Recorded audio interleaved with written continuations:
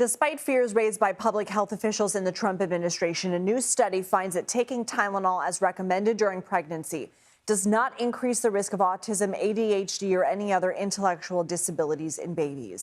In research published in the medical journal The Lancet, experts highlight weaknesses in existing literature and available data because they rely on maternal self-reporting of Tylenol use. They note this method is susceptible to recall bias and misclassification. In a statement, HHS told CBS News, quote, many experts have expressed concern of the use of acetaminophen during pregnancy, including Dr. Andrew Beccarelli, the dean of the Harvard School of Public Health, who stated there is a causal relationship between prenatal acetaminophen use and the neurodevelopmental disorders of ADHD and autism spectrum disorder and the related symptomology.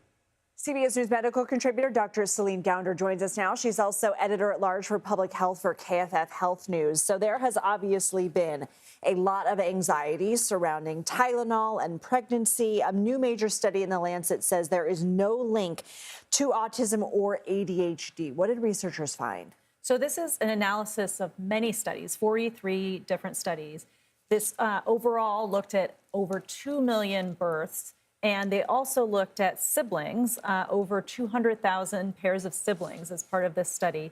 So this is about as big an analysis as it gets. They reviewed how good the studies were, the quality of the evidence, and what they found was that there is no link between taking Tylenol or acetaminophen during pregnancy and autism, ADHD, or other neurodevelopmental conditions. You mentioned the sibling component, sibling comparison studies. Why does that matter? So this is really important because by far the biggest predictor of autism is genetics. And yes, there may be some other factors involved, but genetics is number one.